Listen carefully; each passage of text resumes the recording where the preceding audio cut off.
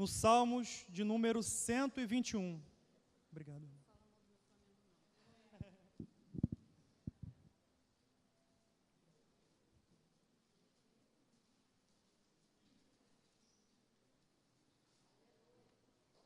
É um salmo bastante conhecido, Salmos de número 121.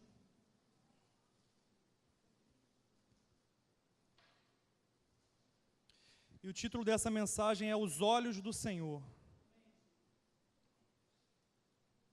Amém, irmãos?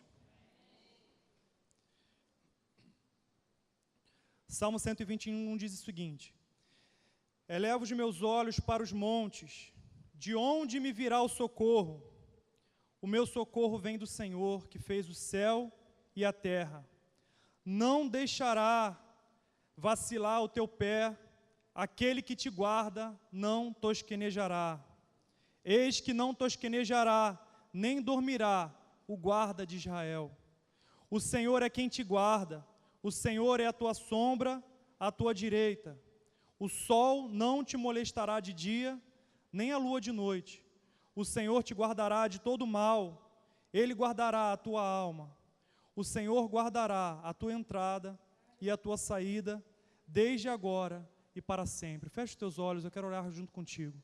Senhor, nós te agradecemos, Pai, por mais uma oportunidade que temos de aprender a tua palavra, de ouvir a tua palavra. Senhor, e que esta palavra, ela traga vida aos nossos corações, ela gere fé no coração dos meus irmãos. Senhor, que o que está perdido seja achado. Senhor, que as coisas sejam colocadas no lugar, que as feridas sejam saradas, que a tua unção seja derramada sobre a nossa vida. Senhor, e por isso eu te peço que todo espírito de incredulidade seja repreendido nesta noite. Senhor, que todo espírito de incredulidade, de ansiedade, de confusão, cesse agora. Senhor, que os nossos corações estejam abertos, que a nossa mente esteja desperta nesta hora, para ouvir e entender com clareza a tua palavra. Senhor, fique à vontade no nosso meio. Espírito Santo de Deus, eu sei que o que precisa acontecer não sou eu que farei, mas é o teu Espírito. Por isso, Senhor, convença cada um de nós, converta-nos, atraia-nos ao Senhor, vire os nossos olhos em direção ao Senhor, abra os nossos olhos nesta noite, Senhor. Seja feita a tua vontade, Senhor, e venha o teu reino. Em nome de Jesus. Amém. Irmãos, podeis assentar. Eu quero agradecer ao Senhor porque eu tenho experimentado a graça do Senhor nesses dias. E eu creio que o Senhor vai repartir essa graça conosco. Eu tenho uma palavra para repartir com você. É uma palavra bastante conhecida, o Salmo 121. E ele fala desse cuidado do Senhor. Nós estamos vivendo um ano de despertamento espiritual. A pastora Gisela teve essa revelação do Senhor, essa inspiração do Senhor no início do ano, no final do ano de 2014. E nós estamos durante todo esse ano falando sobre esse tempo de despertamento espiritual. Tempo de olhos abertos, de joelhos dobrados e de mãos dadas. Quando eu penso nisso, eu lembro de 3 palavras. É um tempo de prontidão, é um tempo de estarmos despertos, é um tempo de estarmos atentos. A pastora Gisela tem repetido a palavra é um tempo de posicionamento. Se é um tempo de despertamento espiritual, é um tempo de estarmos atentos, despertos, apercebidos do que o Senhor quer fazer conosco. Temos falado de um novo tempo, temos falado de o Senhor trazer e fazer coisas novas no nosso meio. Se é um tempo de despertamento espiritual, é um tempo de estarmos atentos, despertos, posicionados para ouvir o que o Senhor tem para falar conosco. Em Apocalipse, você não precisa abrir, capítulo 1, versículo 15, diz que a voz do Senhor é como o som de muitas águas, como a voz de muitas águas. O João, ele teve a visão de Jesus e viu Cristo com todo um simbolismo de uma maneira muito poderosa, nesse capítulo 1 de Apocalipse. E ele vai descrevendo os cabelos, os olhos dele são como chama de fogo, vai descrevendo as suas vestes, mas ele diz que a sua voz é como o som de muitas águas. Eu gosto de pensar nisso, porque eu não penso apenas em muito como quantidade de águas, mas como diversidade de tipos de água. Vocês vão conseguir entender o que eu estou querendo dizer. Em alguns momentos, a voz do Senhor, ela é suave, como um rio calmo, como talvez a água da chuva que escorre pela tua janela.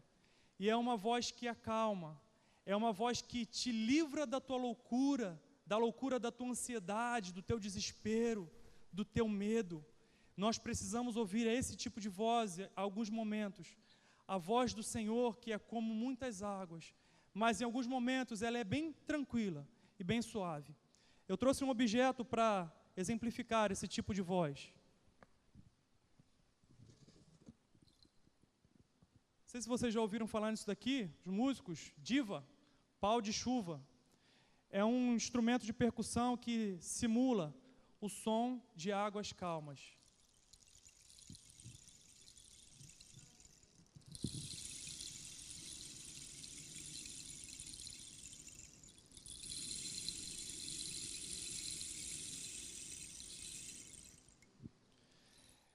Esse, às vezes, é o som que você precisa ouvir da voz do Senhor.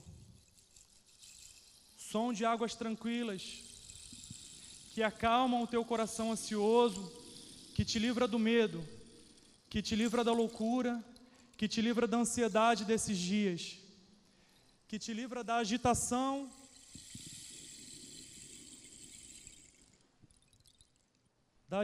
que nós vivemos. Desde o início do culto desta noite, percebi que muitas pessoas estão muito agitadas neste lugar. Falamos de festa, falamos de louvores e fizemos tantas coisas. Não estou falando só disso, é sim uma noite de celebração, em dia de celebração tem agitação. Mas há um estado de agitação do nosso coração que nós precisamos ser livres e só a voz do Senhor pode nos acalmar. A palavra do Senhor diz que em alguns momentos a sua voz é como uma brisa suave. Mas eu gosto de pensar também que em alguns momentos a voz do Senhor ela é forte e poderosa como um som de ondas. Na Bíblia Viva diz que, nesse mesmo versículo diz que a voz do Senhor é como o som de muitas ondas. Eu não sei se você já foi a uma praia com ondas muito fortes. Uma vez eu experimentei ir em Saquarema e muitas pessoas estavam morrendo porque as ondas estavam muito fortes e foi o dia que eu vi ondas mais fortes. Parecem trovoadas. Eu não me esqueço desse dia. Voz de muitas águas, águas volumosas, e eu creio que a voz do Senhor em alguns momentos precisa ser assim, para que você desperte e entenda o que Ele quer falar com você, porque em alguns momentos, eu não estou falando isso de maneira direta para ninguém, mas para todos nós somos muito retardados em alguns momentos. Nós somos lentos em entender o que o Senhor quer que façamos, e a voz dEle soa sobre nós, como voz de muitas águas, forte, que nos desperta, que nos acorda. O Léo e a Nathalie, o Léo não sabe dessa foto aí não. Botaram no Face, está todo mundo vendo, então eu tomei a liberdade de pegar. Tiro rápido ou pode deixar um pouquinho? O Léo e a Nathalie foram a Foz do Iguaçu, não é isso, Léo? Esse ano. E eles experimentaram o que são muitas águas. Eu vou apagar a luz para dar para ver melhor? Léo, era barulhento lá? Muito. Águas volumosas, águas fortes, águas que em alguns momentos causam medo, não é isso, Léo? Mas o que eu percebi na foto é que eles estão totalmente encharcados ali. Eles estão com um casaco pesado, não sei se estava frio no dia, mas a própria foto está totalmente molhada ali. Olha lá o óculos do Léo, todo embaçado. Se molhou, Léo? Se molhou, Nathalie? Eu percebi que quando nós nos aproximamos de Deus, seja com a voz suave ou com a voz poderosa, é impossível não se molhar com essas águas. E que essas águas te lavem nesta noite, limpem a tua alma. A palavra fala do lavar regenerador da palavra de Deus. Que essa voz limpe o teu coração de tanta sujeira que nós temos ouvido e tem entulho sobre a nossa vida. Que essa água jorre com força e limpe a nossa alma, o nosso espírito e nos deixe livres para servir e adorar ao Senhor. Mesmo com as águas tranquilas, de um bom riacho agradável, a vontade que temos é talvez de beber, é talvez de molhar as nossas mãos, é talvez de molhar os nossos pés, refrescar. Águas tranquilas é para onde o salmista diz que o nosso pastor nos leva, guia-nos mansamente a águas tranquilas. Eu experimentei esses exemplos para falar dessa voz poderosa do Senhor. Mas uma terceira característica que a voz, como o som de muitas águas, me fala, é de águas que são muitas, diversas e constantes. O que eu mais gosto disso é o constante. Eu creio que a voz do Senhor, que é como o som de muitas águas, é constante. Ou seja, não cessa de falar algo ao teu coração. Não cessa, não para. Não é como em alguns lugares do Rio de Janeiro, da região sudeste, que já estão experimentando a seca, que abrem as torneiras e a água cessou. Não. São volumosas, constantes, sempre. Eu creio que o Senhor sempre está nos falando, ou de uma maneira doce e calma, ou de uma maneira violenta e agressiva, como um som de muitas águas, a voz do Senhor é constante. Como eu disse, estamos num tempo de despertamento espiritual, postura, atitude de estar atentos, apercebidos a essa voz que soa como um som de muitas águas, que não cessa, que é constante. Ou seja, o Senhor está sempre tentando falar conosco, nos atrair, nos ensinar. Por isso precisamos abrir os olhos e perceber que Deus sim está querendo falar alguma coisa. Quando o irmão Paulão veio aqui à frente, a pastora Gisela foi tão insistente em falar, fica aqui. Ele, não, eu sou de lá, fica aqui, eu sou de lá. O que na verdade eu ouço o Senhor falar é, Paulão, eu te amo, a galera daqui te ama também. Sabe, talvez o Paulão não tenha mesmo que vir para cá, porque tem mais coisas para fazer lá, muitas coisas ainda para fazer lá, não cessou a obra dele lá. Mas eu ouço o Senhor falando que ele é uma pessoa amada por Ele. Amém, irmãos? Ou seja, o Senhor está nos falando o tempo inteiro. Isso foi só um exemplo que eu citei agora. O Senhor, Ele fala, dá um dos exemplos ali, como Ele costuma falar aos profetas. Olha o que Oséias 12:10 diz. E falarei aos profetas e multiplicarei a visão. Tempo de olhos abertos, tempo de visão multiplicada, tempo de mais olhos abertos. Se havia apenas um profeta, haverá mais profetas serão levantados pelo Senhor, e falarei aos profetas e multiplicarei a visão, e pelo ministério dos profetas proporei símiles.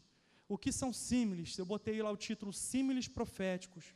Símiles são símbolos, são exemplos, assim como eu trouxe esse pau de chuva para exemplificar como é a voz do Senhor. Isso é um símbolo de como Deus pode nos falar. Eu usei um instrumento para trazer um ensinamento de como pode ser suave e agradável a voz do Senhor. E o Senhor fala a Oséias, eu proporei símiles, ou seja, eu vou usar muitos exemplos para falar com os profetas. Profetas, abram seus olhos, abram seus ouvidos, é tempo de despertamento espiritual. O Senhor está nos falando, irmãos. Como é bom ouvir o Senhor através do pregador, através da palavra, mas eu acho muito precioso ouvir o Senhor através dos irmãos. O momento que talvez a gente consiga experimentar isso melhor é na escola dominical, que várias pessoas contribuem e a palavra, o ensinamento vai crescendo. Na oração dos jovens nós nos sentamos em círculos e quando nós começamos a ouvir o que o Senhor está falando, nós percebemos que sim, o Senhor está falando e Ele é contínuo e insistente em algumas coisas. O próprio Oséias, a vida do próprio Oséias foi usado como esse símbolo profético. O Senhor estava muito aborrecido com Israel e Ele pega Oséias e fala, Oséias, vai até a praça e encontra uma mulher de caráter um pouco duvidoso, a Bíblia chama de prostituta. Casa-se com ela e tem filhos com ela. Que agressivo isso. Mas o Senhor queria usar a vida do próprio profeta Oséias como símbolo do que Ele queria dizer para Israel. Israel, eu sou um Deus santo e você está se prostituindo, você não está sendo fiel a mim. O próprio profeta Oséias foi um símbolo disso, o profeta Isaías foi um símbolo disso, o profeta Jeremias usou símbolos. O Senhor fala, Jeremias, o que você está vendo? Ele fala um galho de amendoeira, e o Senhor começa a falar com ele a respeito disso. E na nossa vida, irmãos, como eu disse, o Senhor, Ele não cessa de falar, Ele fala o tempo todo a cada um de nós. Quem já teve filho aqui, quem já foi pai ou mãe, que exemplo forte, como a voz de um trovão, é o nascimento de um filho, e criar um filho, e começar a sentir um amor sem medidas por aquele filho. Isso é um exemplo muito grande de como é o amor de Deus por nós. Eu creio que isso é um exemplo exagerado de Deus. Quando você tem um filho, os pais novos, é tão bom ver pais recentes que ficam bobos com os seus filhos. Depois, quando vai crescendo, vai dando mais trabalho, vai ficando mais irritado com o filho, né?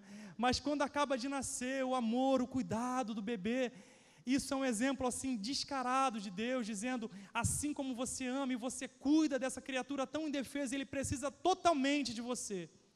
É assim que somos diante do Senhor. Nós somos filhos amados de um Pai muito cuidadoso, irmãos, que tem total consciência de toda a nossa vida. Foi o testemunho da pastora Márcia, hoje, essa semana que ela experimentou com essa pessoa que ela abençoou. A figura do casamento, irmãos. A pastora Gisela já presenciou alguns, e já ministrou alguns casamentos, e que figura tão clara da união de Cristo, que é o noivo, com a noiva, a alegria, o amor, a novidade dos dois.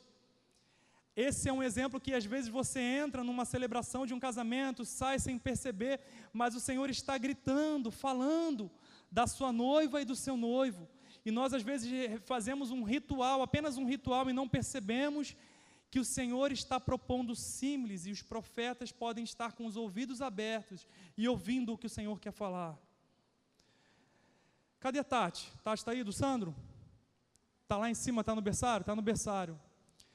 Não sei se você é casado, já experimentou do seu marido viajar, a Joyce, o Fábio, a Tati, o Sandro. Vocês que são casados, Adriana e Alexandre. O presbítero Alexandre passou uns dias, estava viajando para São Paulo. Era bom, Adriana? Não era não, né? A Adriana ficava aborrecida com as crianças para cuidar, o Alexandre lá, feliz, não é isso? Eu passei 7 anos viajando para São Paulo, irmãos, e a cada vez que eu tinha que voltar, como eu ficava ansioso para voltar logo. Isso para mim soou, eu aprendi, foi um símbolo profético para mim. Eu entendi que a cada vez que eu me distanciava e queria voltar de novo para encontrar com vocês, e eu lutei durante esses 7 anos tentando voltar de novo para esse lugar, eu percebia que isso refletia o desejo de Cristo em estar de novo com a sua noiva. A Bíblia fala que o Espírito e a noiva clamam: volta, Senhor, volta. O Espírito não clama sozinho. A noiva, Adriana, fala: caramba, o Alexandre não volta logo. Eu sei que quando vai se aproximando os dias da Tati, né, com o Sandro, passa 15 dias longe, quando vai chegando lá pelo 10º dia, ela já está ansiosa, contando os dias para que retorne logo. Isso é um exemplo dessa ligação da noiva com o noivo. Essa semana, nós comemoramos no dia 21 de setembro, o dia, até a criança sabe, da árvore. Dia 21 de setembro nós comemoramos o dia da árvore. Esse dia para mim, irmãos, foi simples, mas eu ouvi o Senhor falar comigo a respeito desse assunto. A primeira coisa que me veio à mente como símbolo desse dia, a própria árvore. Jesus disse: eu sou a videira verdadeira, vocês são os ramos. Ou seja, a primeira coisa que me lembrou no dia da árvore foi entender que nós somos parte desta árvore que é Jesus. E a segunda coisa que me fez lembrar foi que vocês precisam dar fruto, Jesus disse. Fruto fala de chamado, de servir o outro com alguma coisa que possa alimentá-lo. Você tem dons naturais, dons, talentos, coisas que talvez só você saiba fazer. Sabe, habilidades, talvez de raciocínio, de cálculo, de conversar com pessoas, de ouvir, habilidades manuais, coisas que Deus colocou em você que é para servir as outras pessoas. Isso é dar fruto, alimentar a outra pessoa com algo que ela precise se alimentar, e as pessoas estão famintas, e você pode revelar essa vida de Deus através da tua própria vida. O dia da árvore me falou sobre isso. E a terceira coisa e mais poderosa, que o dia da árvore, uma coisa tão simples, me fez entender através da pregação da pastora Gisela, foi que as árvores têm raízes, e algumas raízes fortes. Raízes falam de profundidade, de constância, de força, de vitalidade, de ser uma árvore saudável. A pastora Gisela, no domingo passado, pregou a respeito de que aquele que confia no Senhor é como uma árvore plantada junto a ribeiros. O Rodrigo falou sobre o pinheiro hoje. E a Bíblia fala que as raízes dessa árvore que confia no Senhor, ela vai profundamente, encontra os riachos, e ela não sofre quando vem o calor. Nós somos esse tipo de árvore. Foi essa a pregação da pastora Gisela no domingo passado a respeito de confiarmos no Senhor. Mas ela disse uma coisa muito interessante a respeito da mangueira dela, da mangueira, né? Ela disse que as raízes daquela mangueira está começando a quebrar o chão, o cimento, e ela está preocupada porque talvez incomode o vizinho. E, irmãos, que símile precioso soou aos meus ouvidos. Se você experimenta o alimento que vem de Deus, e se as suas raízes começam a crescer com força, coisas que te prendem serão quebradas. As tuas raízes quebrarão preceitos religiosos errados de uma maneira muito natural. Coisas que talvez te ensinaram de maneira errada. A vida de Deus em você vai começar a estufar e você vai começar a ganhar lugar, porque agora você é forte e começa a entender com verdade e vida de Deus. Nada vai conseguir te segurar. Se você tem vida de Deus em você, irmãos, é algo natural. Amém, irmãos? Mas eu não quero gastar tempo nisso não, eu só estou dando exemplos de símbolos que falam com os profetas que estão de ouvidos abertos. Eu estou atualmente vivendo uma situação na minha vida que tem sido literalmente um símbolo profético. Eu quero falar a respeito da cirurgia de catarata. A irmã Lina fez cirurgia de catarata há pouco tempo. Está enxergando bem? Está me vendo aqui, irmã Lina? Amém? Mesmo com a luz apagada, está me vendo? Amém. Pastora Aparecida fez cirurgia de catarata também, está ali com óculos escuros. Está me vendo, pastora? Está bem? Amém. A minha mãe também fez cirurgia de catarata esse mês, operou os 2 olhos já, está enxergando bem. Fomos ao médico, o médico disse que ela está enxergando 100%, coloca umas letrinhas lá, ela está enxergando tudo. Glória a Deus, irmãos. Mas isso que eu tenho experimentado soou aos meus ouvidos como um símbolo profético muito forte. É tempo de despertamento espiritual, de olhos abertos. Pastora Aparecida está literalmente experimentando olhos abertos, ela está enxergando espiritualmente bem como sempre enxergou, mas agora está enxergando também fisicamente bem. Irmã Lina está enxergando melhor ainda agora. É tempo de olhos abertos, amém? E até nisso nós estamos crescendo, irmãos. Vários irmãos estão tendo a sua visão restaurada. Como a Tati costuma dizer, que é enfermeira, se Deus ele não manifesta uma cura milagrosa através da tua vida, pode usar esses médicos que foram dotados com essa capacidade, esse dom, para manifestar a cura na nossa vida. Glória a Deus, irmãos. Mas o que eu aprendi com a minha mãe nessa cirurgia? A catarata é um embaçamento de um cristalino, de uma lente que nós temos atrás da íris, e é como se fosse uma cortina, os médicos dizem, é como se fosse uma cortina, um embaçamento, e que atrapalha que a luminosidade entre e que você enxergue. A cirurgia remove esse cristal e coloca uma outra lente limpa para você conseguir enxergar. E algumas palavras ficam bem claras nisso. Os médicos eles falam bastante sobre isso. Uma cortina, como se fosse aberta essa cortina. Uma outra coisa que a minha mãe experimentou, ela disse um brilho intenso. Ela consegue, a pastora Aparecida está à noite dentro da igreja de óculos escuros. É porque, como tirou essa cortina, vem uma luz muito forte no teu olho. Você acaba se incomodando, não é isso, pastora? Com a luminosidade que você não estava acostumado. Não é isso, irmã Lina? Que você não estava acostumado. E a terceira coisa, não sei se as irmãs estão experimentando, é que a minha mãe está vendo todos os defeitos que ela não via. Então ela começa a falar, a minha cara ali, ó, tem que pintar aquele cantinho ali, tá? Uma rachadura ali. Olha, essa semana ela me perguntou, tem um mosquito no teto? Eu falei, não, mãe, uma poeira. Então, assim, ela está enxergando esses problemas todos. Irmãos, está reclamando, falando, nossa, eu estou toda enrugada, como eu estou velha. Minha mãe tem 74 anos. Aí ela falou, nossa, meu braço não era assim. Com 74 anos não é mais assim, né? Irmãos, isso soa aos meus ouvidos de uma maneira muito poderosa. A pastora Gisela também, na semana passada, ela falou sobre 2 Coríntios 3, 18.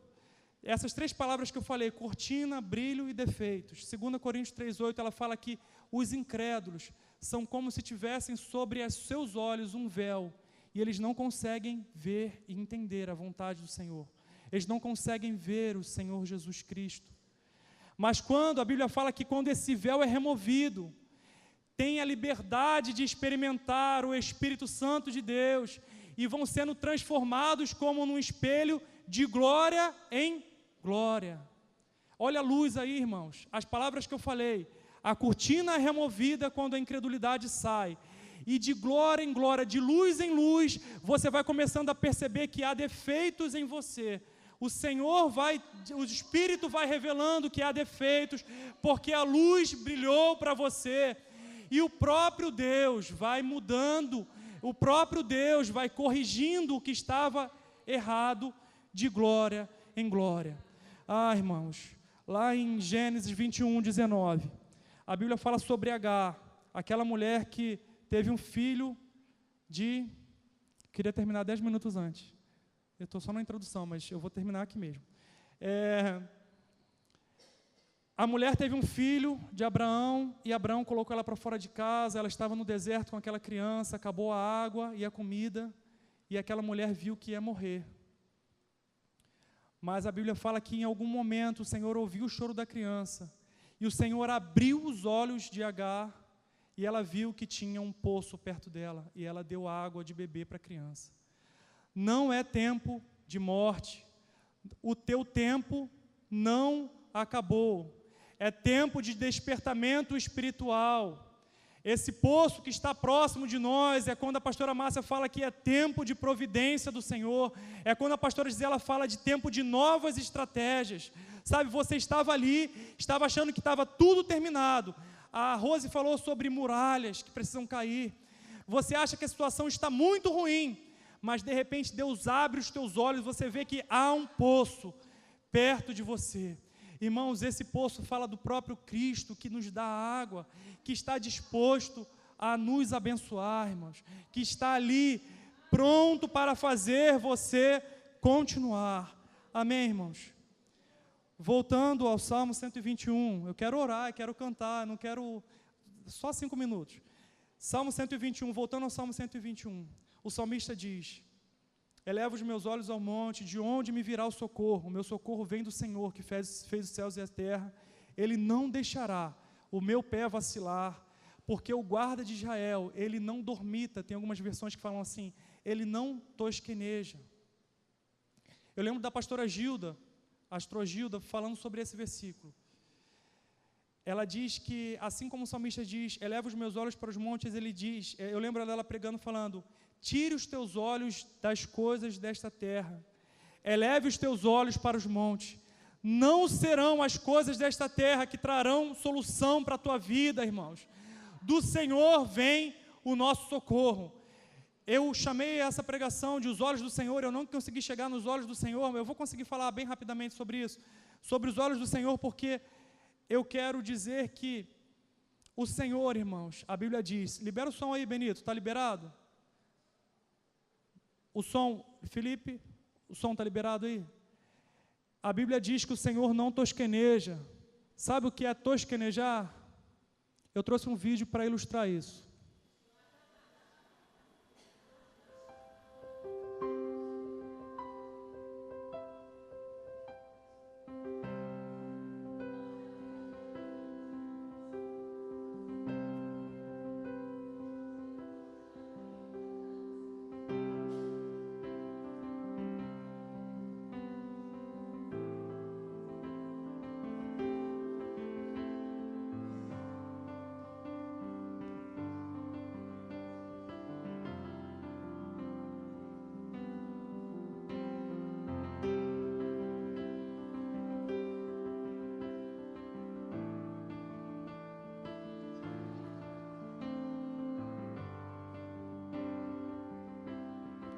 Aquele que te guarda não tosquenejará. Eis que não tosquenejará, nem dormirá o guarda de Israel. O Senhor é quem te guarda, o Senhor é a tua sombra e a tua direita. O sol não te molestará de dia, nem a lua de noite. O Senhor te guardará de todo mal, Ele guardará a tua alma. O nosso Deus, Ele não cochila, irmãos. Ele não dorme, Ele não perde a atenção em nós. Ele não se cansa. Chega a dar sono, né?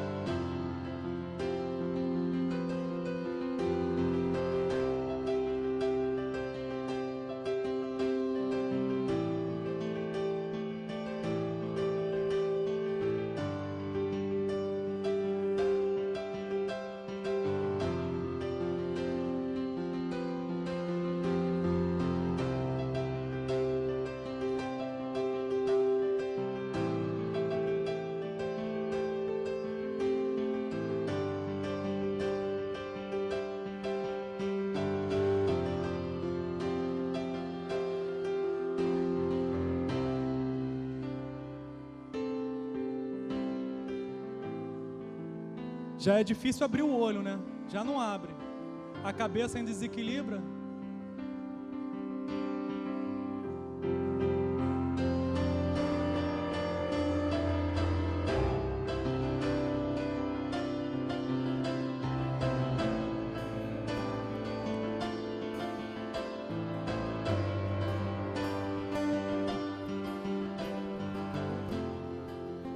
A palavra de Deus diz que isso não acontece com ele, irmãos. Ele não te perde de vista. Ele não tosqueneja. Em 1 Pedro 3,12 diz: porque os olhos do Senhor estão sobre os justos e os seus ouvidos atentos às suas orações. Amém, irmãos? Em Salmos 33, 13 e 14 diz: o Senhor olha desde os céus e está vendo todos os filhos dos homens da sua morada, todos os filhos dos homens. Contempla todos os moradores da terra, todos os moradores da terra. Irmãos, é tempo de olhos abertos. Eu coloquei aí o Fernando Caruso, porque ele é um exemplo de olhos abertos. É tempo de olhos abertos. É tempo de você ter consciência de quem você é. É tempo de você entender, irmãos, quem somos em Deus. Você é um filho amado, que o Senhor... nem um pouco, Ele não duvida de perder a atenção a todas as tuas necessidades, aos teus atos, o que você tem feito, irmãos.